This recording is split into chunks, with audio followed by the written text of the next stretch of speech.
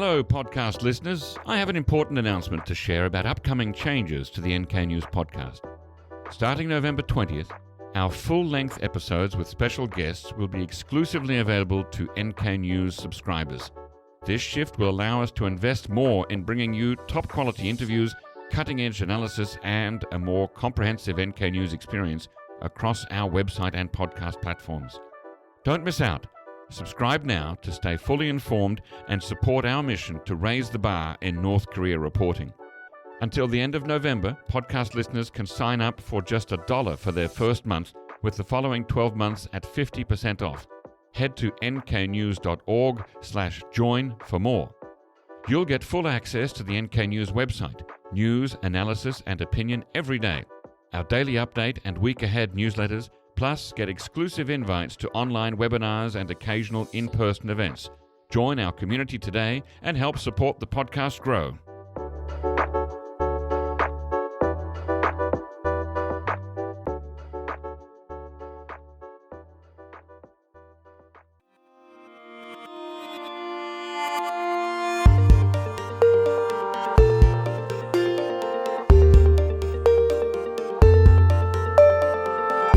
Hello listeners and welcome to the NK News podcast. I'm your host, Jacco Zwetsloot, and this episode was recorded on Tuesday, the 12th of November 2024, and I'm joined in the studio by Shreyas Reddy. Shreyas, welcome back on the show. Thank you. Good to be here. Well, we are still tracking, of course, this major story about North Korean troop deployment to Russia to help in its war against Ukraine.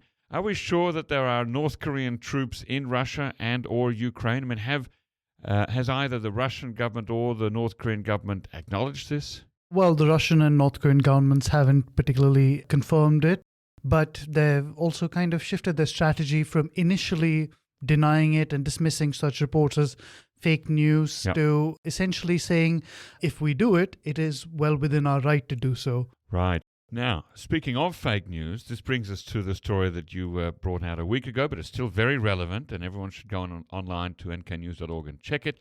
And that story is called How North Korea's Troop Deployment to Russia Has Triggered a Rash of Fake News. And you've done a great investigation here using various tools. So where do you want to start? Walk us through, because people have been tweeting and sharing on all sorts of social media, photos and videos. I've mentioned it before, but you've done the deep dive, so get us into it.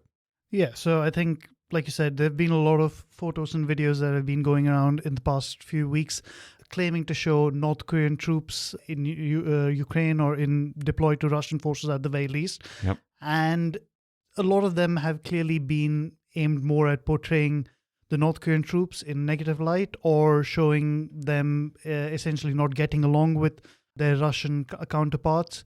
But perhaps one that particularly stood out to us and what inspired this particular investigation was a photo of a supposed, we just see a North Korean soldier lying on the ground, either dead or comatose, not sure, while someone above him stands above him holding what appears to be a military ID card. Right. Now, for me, looking at that photograph, and I don't have the graphics analysis tools that you have at your disposal here, but to me, I was immediately struck by the wording that sounded wrong. On the front of that document, it says Gunin Shinbunjung, or literally soldier identification paper or document. And I wasn't sure whether the word Shinbunjung would be used in that way in North Korea, and it turns out probably not, right? Well, yeah, I think that was one thing that stood out to us as well. And one of the things that when I first saw the photo as well, I just ran a quick search through our KCNA Watch archives to see where have they used this word. And they have used it in certain cases, usually more for civilian purposes or quite often for the early years of North Korea. But again, it was essentially in a civilian context. It's not something that they use in a military context. Right. And sure enough, we spoke to a defector and in fact, indirectly got confirmation from multiple defectors. That is not a phrase that they would use. Certainly not the name on the actual document itself. Definitely not. Right. For one thing, documents like those are not typically known to be issued to regular soldiers. Now, even if we consider that this may be an exceptional case for troop deployments, the phrase that they would be rather than Shinbunjung, they would be more likely to use Guninjung for military ID cards. Yep, but then that makes sense. So literally a soldier pass or a soldier card. Yeah, as opposed to Shinbunjung, which stands out a bit more because it's more the kind of term that you see in South Korea for South Korean soldiers.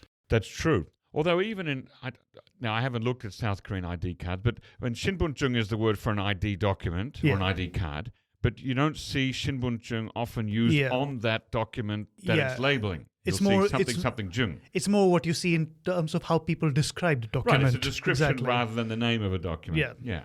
And so I think that was the thing that stood out to us. So immediately decided, okay, let's dig into this picture. For one thing, it already looked a little suspicious with this soldier just lying face down on the ground. They looked a little odd, that positioning a little staged, but still had to dig into it. So we used some photo forensics tools to conduct essentially one particular analysis we used was error level analysis. Now what that does is it looks for things that are incongruous, things that stand out, and essentially highlights areas that are inconsistent, suggesting photo manipulation of sorts. Right. Like basically a Photoshop. Essentially. Right. And so this is now, obviously, none of these techniques are 100%, but when it shows you something that's a clear outlier, that's usually a good indicator that something's off. And in this case, certainly the passport, its edges, and definitely the text on it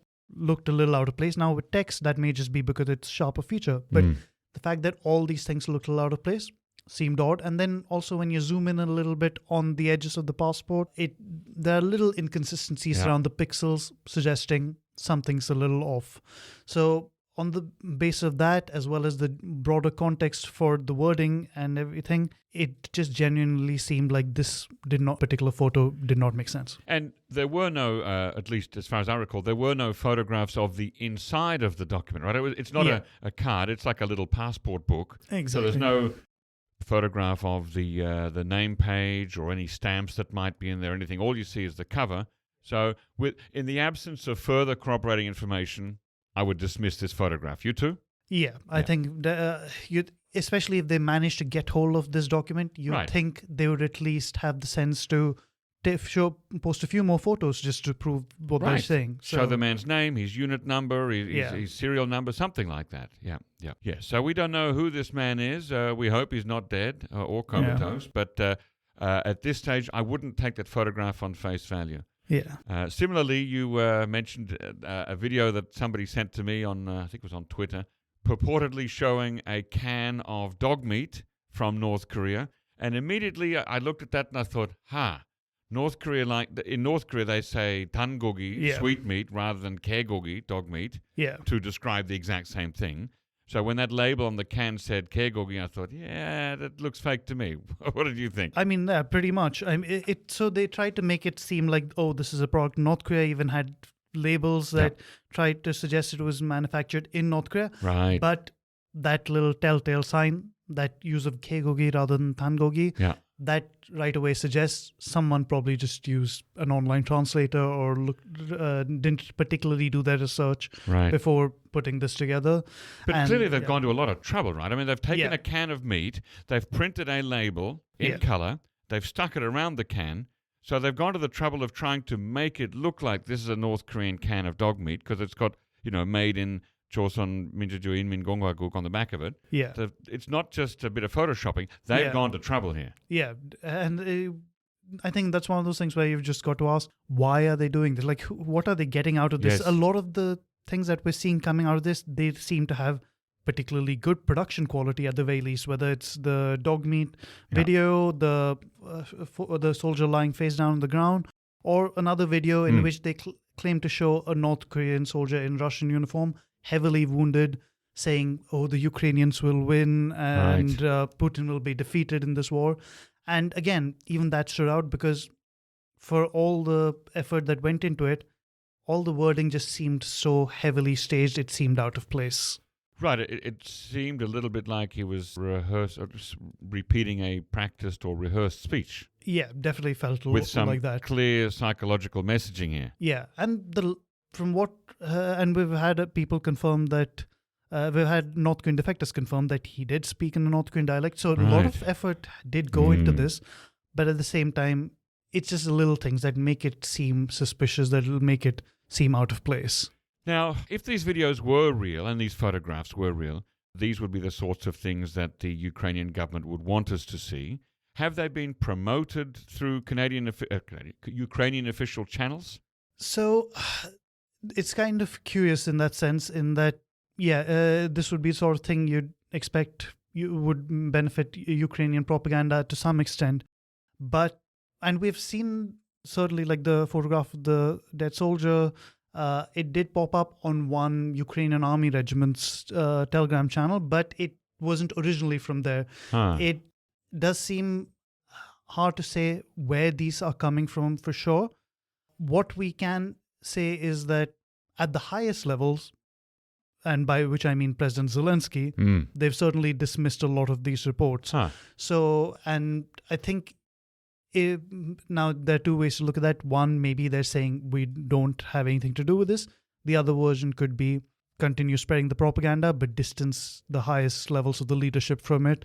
Just, maintain plausible deniability, because fundamentally, a lot of these, if you actually look into them and prove, and as we have done, prove that they aren't that they aren't true, or at least aren't likely to be true, it actually undermines the Ukrainian cause. It undermines what they're doing. And there's certainly been pro-Ukraine military channels, pro-Ukraine communication channels that have said, look, stop doing this. You're actually undermining what we're trying to do here by putting out this cheap propaganda. Right. Maybe you think this is a joke, but fundamentally it makes it harder for people to trust what we're saying and doing if they think Ukraine is putting out false content like this. So to wrap this up, Shreyas, have there been any photographs or films that you've seen of North Korean soldiers on or near the battlefield that are reliable or verifiable? I mean, at the moment, all we have is, we have audio clips from Ukrainian intelligence. We have the earlier videos of North Koreans in Russian training sites, but near the border for now, that's still something we'll have to wait and watch. At the moment, all we have to go on is the Ukrainian authorities based on audio reports and intelligence, but no firm, concrete evidence. Okay, well, we at NK News can at least slap ourselves on the back a little bit and be proud that we're being rigorous and fighting against misinformation and sort of any tendency to try to sensationalize the story. Yeah, I think for now, I think just like with any propaganda from any side, we want to be a little skeptical. We want to analyze everything rather than just taking it at face value. Okay, now a second story today. It seems that there are some pro-Russian hackers, once again showing that South Korea is vulnerable in many aspects to cyber attacks. Yeah. So essentially, this came to light last week after the Defense Ministry website, the South Korean Defense Ministry website, and a bunch of other Korean government websites went down through a distributed denial of service, or DDoS attack. That's the most basic and common of all online attacks against a website to try to bring it down, right? I mean, depends on how you look at it. So it's one of those things that doesn't have to be particularly technically sophisticated, but if you essentially overwhelm a website with enough internet traffic, it brings it down. So essentially, you just need people flooding the website. Right. And this has been going on for decades. I mean, this is we're familiar with DDoS since the early 2000s, if not the late 90s. Yeah. So it's been definitely going on for a while. And North Korean cyber criminals certainly have their own history of doing that to South Korea. So initially, when this happened, there were suggestions in South Korean media. It could be pro-Russian hackers. It could be North Korean hackers. But fundamentally, I think we also initially were considering the possibility of that, but fundamentally they did stand out a little bit in that North Korea hasn't conducted any major DDoS campaigns against South Korea since about 2013. That's quite a long time. Yeah, they've got the capabilities, but their interests now are fundamentally more aimed at the regime's strategic goals, so financially motivated cybercrime like cryptocurrency theft or stealing weapons designs, cyber espionage, etc. Useful information.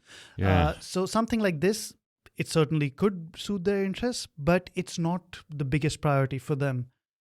And So while this was going on, while a lot of media outlets and even government sources in South Korea were saying, we're still looking into this, we're not sure where this is coming from, essentially, we found out that a pro-Russian activist group had already claimed responsibility for it. In fact, they'd been announcing for days on their Telegram channel that they were planning to do this, which sites they had taken down. Oh. And so they claimed responsibility for this days before the South Korean government confirmed that it was a pro-Russian group.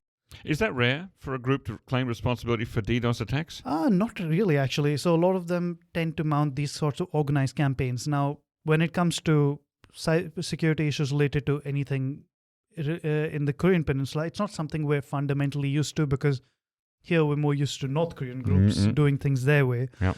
But a lot of these hacktivists or hacker activists, essentially, they are motivated by to broadcast what they're doing and why they're doing it. Okay. And so in this case, they had announced that they objected to South Korean foreign minister and indirectly the South Korean president talking about potentially contributing to Ukraine's war efforts by reviewing the possibility of providing lethal weapon support. And so they said, in retaliation for this, we are going to take down South Korean government websites, critical services, essentially just take down the websites.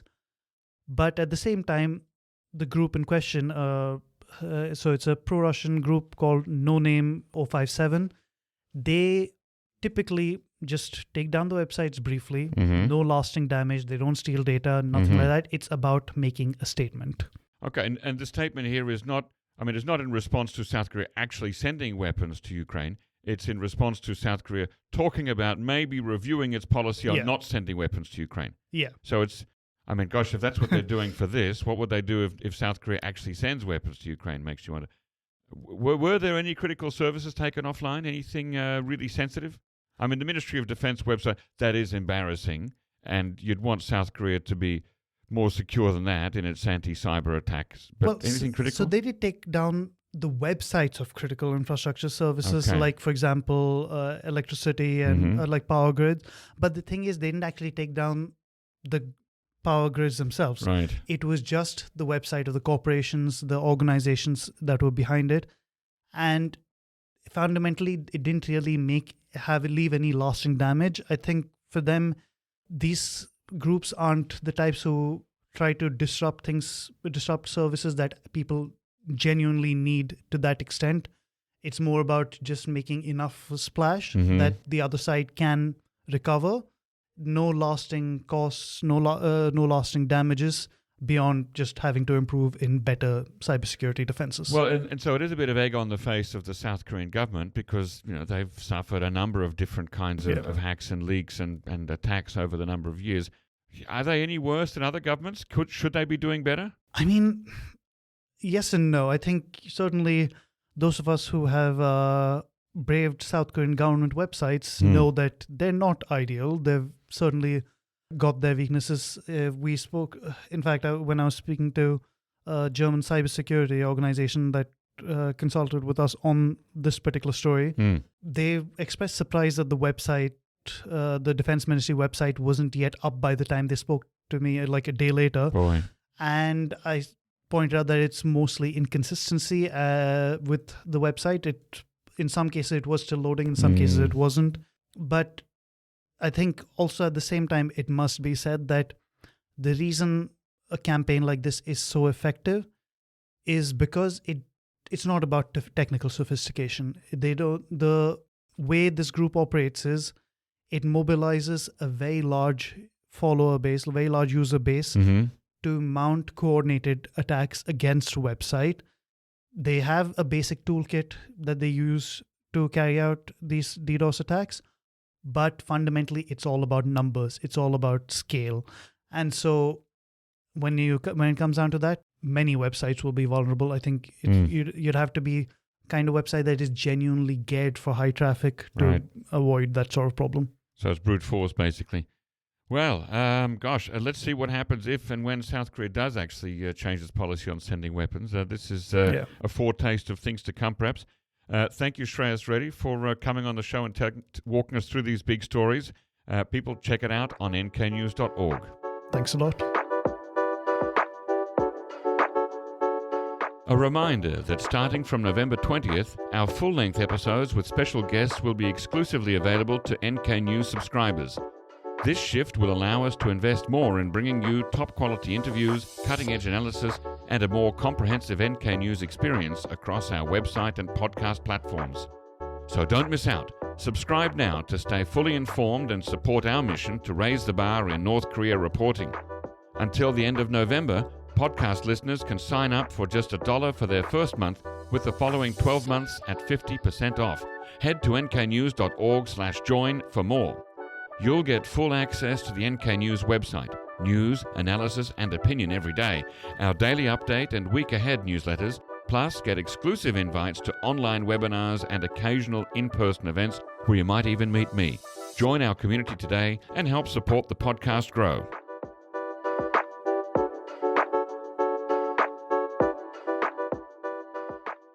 Ladies and gentlemen, that brings us to the end of our podcast episode for today. Our thanks go to Brian Betts and Alana Hill for facilitating this episode, and to our post-recording producer genius Gabby Magnuson, who cuts out all the extraneous noises, awkward silences, bodily functions, and fixes the audio levels. Thank you, and listen again next time.